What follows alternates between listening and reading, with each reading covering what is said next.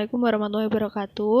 Sebelumnya kami dari kelompok 2 yang beranggotakan Isadia Handayani, Meladia Syafira, dan Nunung Farihah. Di sini kami akan menjelaskan tentang morfologi batang. Untuk materi yang pertama akan disampaikan oleh Mbak Isadia. Kepada Mbak Isadia dipersilahkan. Terima kasih kepada Mbak Nunung. Di sini saya akan menyampaikan materi tentang batang. Batang adalah bagian tubuh tumbuhan yang amat penting, dan mengingat tempat serta kedudukan batang bagi tubuh tumbuhan, batang dapat disamakan dengan sumbu tubuh tumbuhan. Pada umumnya, batang memiliki sifat-sifat sebagai berikut. Pertama, berbentuk panjang bulat seperti silinder atau dapat pula mempunyai bentuk lain. Kedua, terdiri atas ruas-ruas yang masing-masing dibatasi oleh buku-buku. Ketiga, bersifat fototrof atau heliotrof. Keempat, selalu bertambah panjang di ujungnya. Kelima, mengadakan percabangan. Dan keenam, umumnya tidak berwarna hijau. Batang juga memiliki tugas-tugas, di antaranya adalah mendukung bagian-bagian tumbuhan yang ada di atas tanah, yaitu ada daun, bunga, dan buah. Kemudian dengan percabangannya memperluas bidang asimilasi dan menempatkan bagian-bagian tumbuhan di dalam ruang sedemikian rupa. Ada jalan pengangkutan air dan zat-zat makanan dari bawah ke atas, dan jalan pengangkutan hasil asimilasi dari atas ke bawah. Dan yang terakhir adalah menjadi tempat penimbunan zat-zat makanan cadangan. Pada tumbuhan dibedakan menjadi dua jenis batang, yaitu ada tumbuhan yang tidak berbatang atau plantakulis, dan ada tumbuhan yang jelas berbatang. Yang pertama ada tumbuhan yang tidak berbatang. Tumbuh-tumbuhan yang benar tidak berbatang sesungguhnya itu tidak ada, hanya tampaknya saja tidak ada. Hal ini disebabkan karena batang amat pendek, sehingga semua daunnya seakan-akan keluar dari bagian atas akarnya dan tersusun rapi satu sama lain. Misalnya itu ada lobak atau Raphanus sativus dan sawi atau Brassica zuncea. Kemudian ada tumbuhan yang jelas berbatang. Pada tumbuhan yang jelas berbatang ini dibagi lagi, di antaranya ada batang basah. Batang basah itu jenis batang yang lunak dan berair, misalnya pada bayam atau Amaranthus spinosus.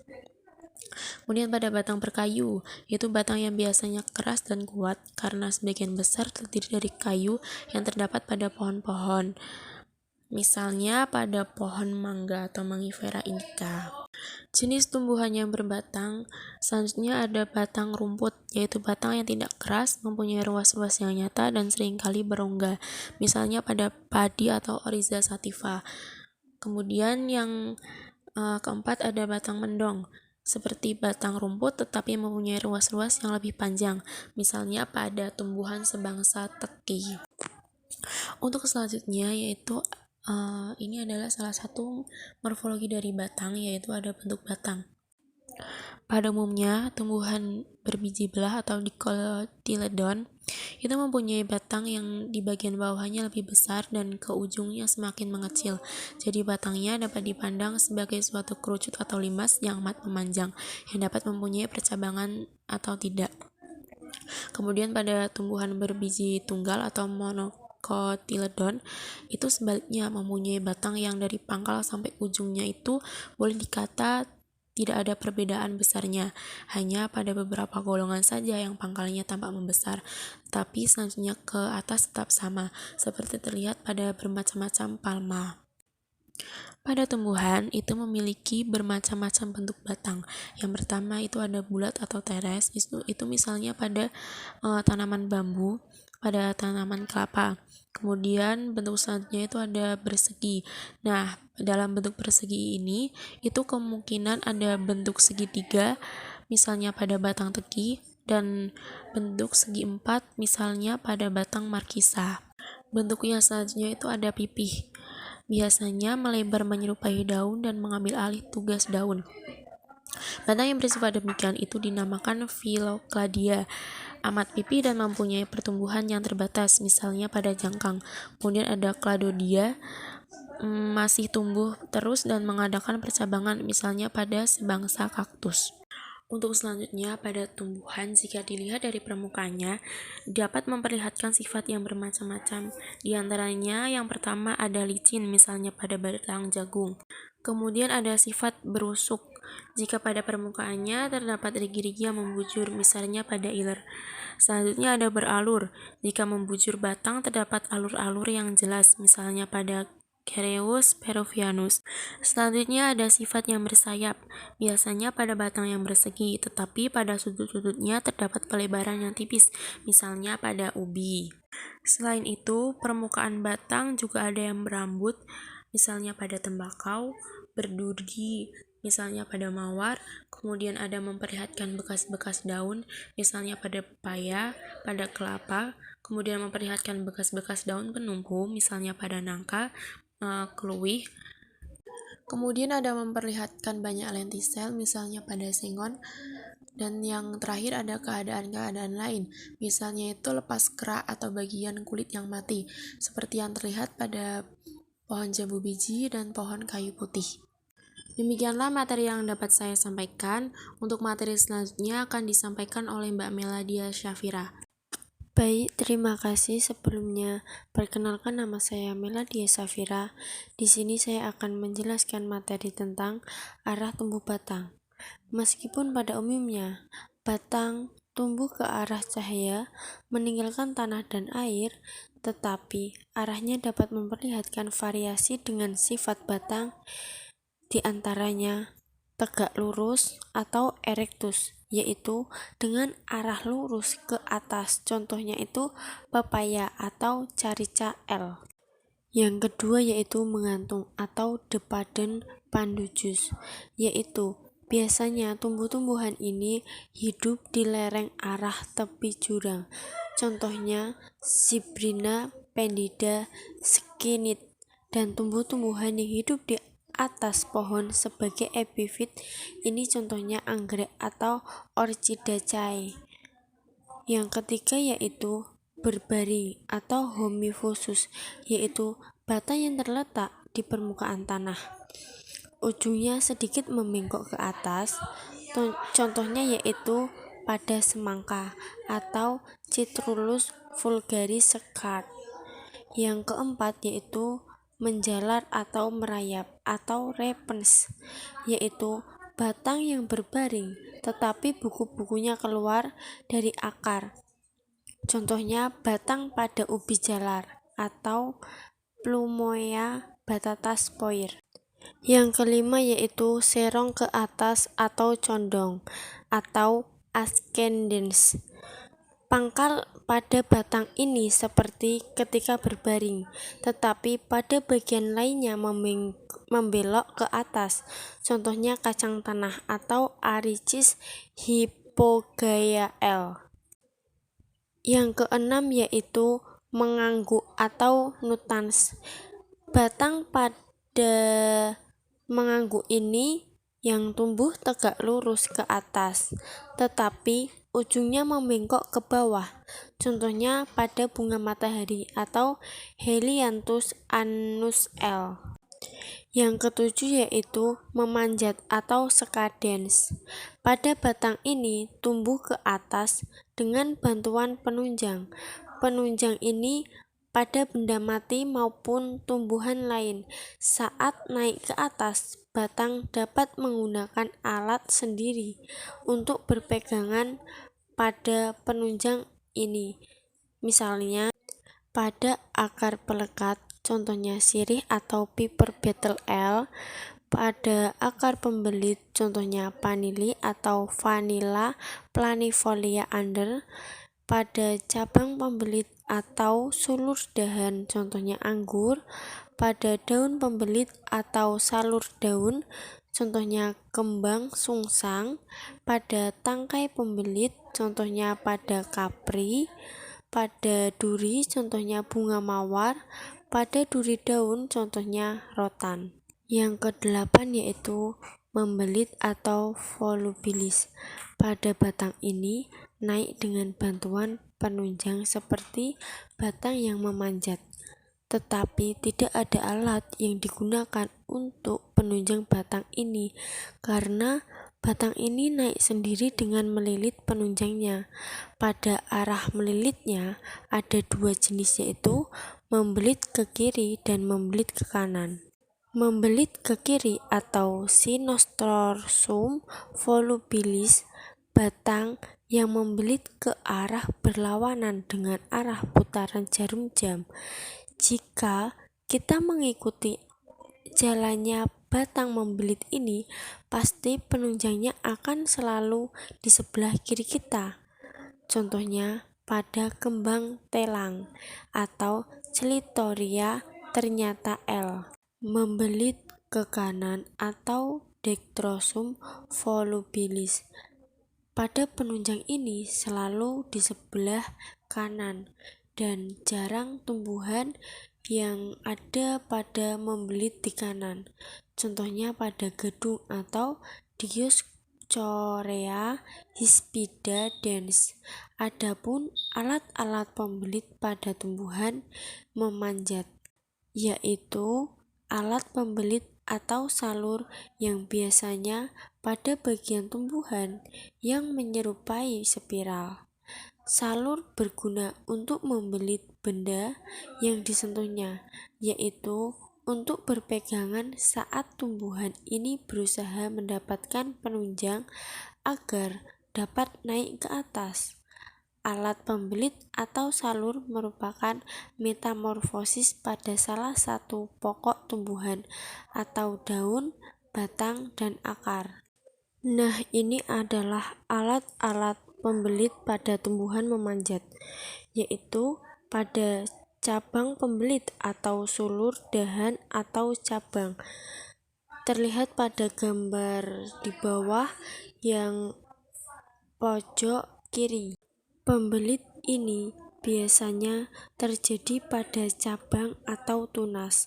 Yang kedua yaitu daun pembelit atau salur daun yang terlihat pada gambar di tengah. Pada alat pembelit ini biasanya merupakan metamorfosis pada suatu bagian daun atau tidak seluruhnya berasal dari daun. Yang ketiga yaitu tangkai daun pembelit yang terlihat pada gambar pojok kiri kanan. Pada tangkai daun pembelit ini biasanya dari ujung daun dan ujung tangkai ibu daun. Sekian dari saya, materi yang selanjutnya akan dijelaskan oleh Mbak Nunung. Terima kasih. Baik, terima kasih Mbak Mela. Untuk selanjutnya di sini saya akan menjelaskan tentang percabangan pada batang. Batang suatu tumbuhan ada yang bercabang dan ada yang tidak. Yang tidak bercabang kebanyakan dari golongan berbiji tunggal atau monokotil, misalnya jagung. Percabangan dibagi menjadi 3 macam, yaitu monopodial, simpodial, dan dikotom. Cara percabangan monopodial yaitu jika batang pokok selalu tampak jelas karena lebih besar dan lebih panjang atau lebih cepat pertumbuhannya daripada cabang-cabangnya. Misalnya yaitu pohon cemara atau Casuarina equisetifolia L. Lalu yang kedua yaitu percabangan simpodial, yaitu ketika batang pokok sukar ditentukan karena dalam perkembangan selanjutnya mungkin menghentikan pertumbuhannya atau kalah besar dan kalah cepat pertumbuhannya dibandingkan dengan cabangnya, misalnya pada sawo vanila atau Acerus zapota L. Lalu untuk percabangan yang ketiga yaitu menggarpu atau dikotom, yaitu cara percabangan yang batang setiap kali menjadi 2 cabang yang sama besarnya, misalnya paku andam atau Glycenia linearis Clark. Lalu selanjutnya yaitu cabang-cabang pada suatu tumbuhan juga memiliki bermacam-macam sifat, yaitu diantaranya garagi atau flagellum stolo, yaitu cabang-cabang kecil panjang yang tumbuh merayap. Dan dari buku-bukunya di atas keluar tunas baru dan ke bawah tumbuh akar-akar. Tunas pada buku-buku ini beserta akar-akarnya masing-masing dapat terpisah merupakan suatu tumbuhan baru. Cabang yang demikian ini dibedakan lagi dalam 2 macam, yaitu satu merayap di atas tanah, contohnya yaitu daun kaki kuda dan arbe. Yang kedua yaitu merayap di dalam tanah, misalnya teki, Cyperus rotundus, kentang. dan kentang. Untuk selanjutnya yaitu wiwilan atau tunas air atau Virga singularis, yaitu cabang yang biasanya tumbuh cepat dengan ruas-ruas yang panjang dan seringkali berasal dari kuncup yang tidur atau kuncup-kuncup liar. Seringkali terdapat pada kopi dan pohon coklat. Lalu untuk selanjutnya yaitu sirung panjang atau Virga, yaitu cabang-cabang yang biasanya merupakan pendukung daun-daun dan mempunyai ruas-ruas yang cukup panjang. Pada cabang-cabang demikian ini tidak pernah dihasilkan bunga. Oleh sebab itu, sering disebut pula cabang yang mandul atau steril. Selanjutnya yaitu sirung pendek, Virgula atau Virgula saccharens, yaitu cabang-cabang kecil dengan ruas-ruas yang pendek yang selain daun biasanya merupakan pendukung bunga dan buah.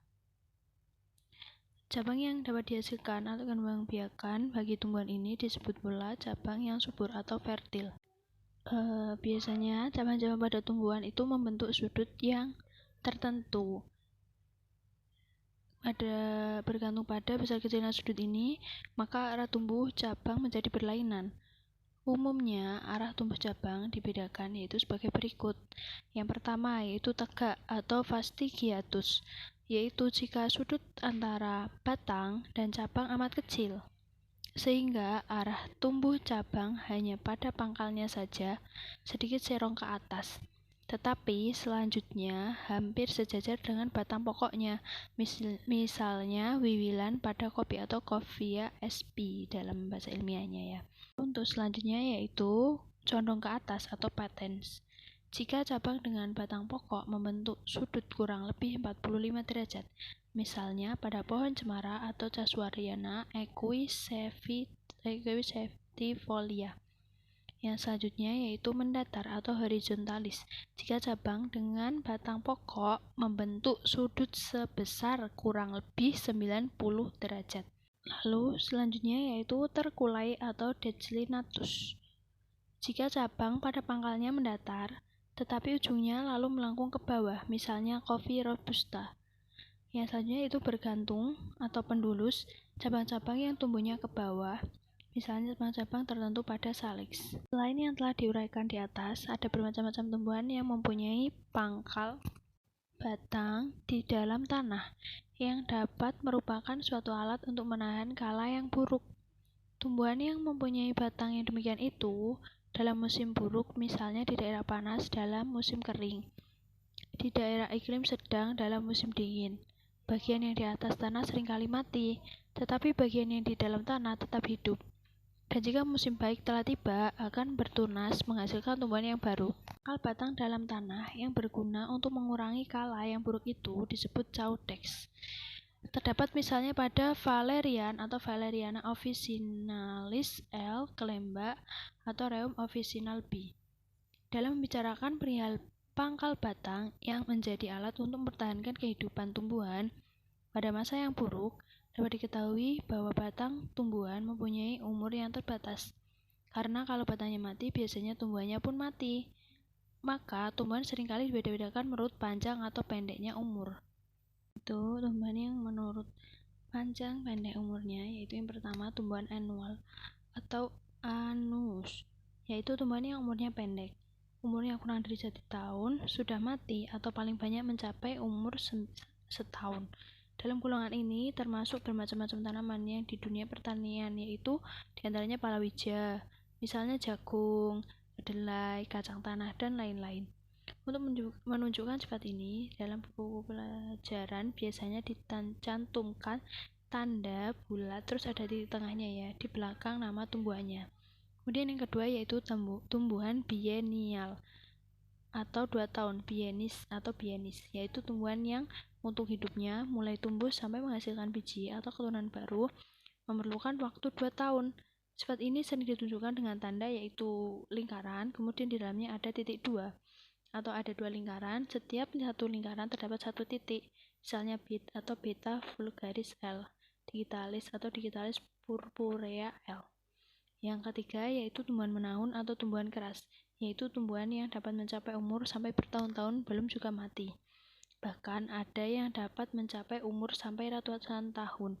Untuk golongan pohon-pohon dan semak-semak, sifat ini ditunjukkan dengan tanda planet Saturnus Baik, terima kasih atas waktunya. Sebelumnya, kami mohon maaf apabila ada salah kata dan kekurangan dari kelompok 2 dalam menjelaskan materi tentang morfologi batang. Kurang lebihnya, kami dari kelompok 2 mohon maaf. Cukup sekian dan terima kasih. Wassalamualaikum warahmatullahi wabarakatuh.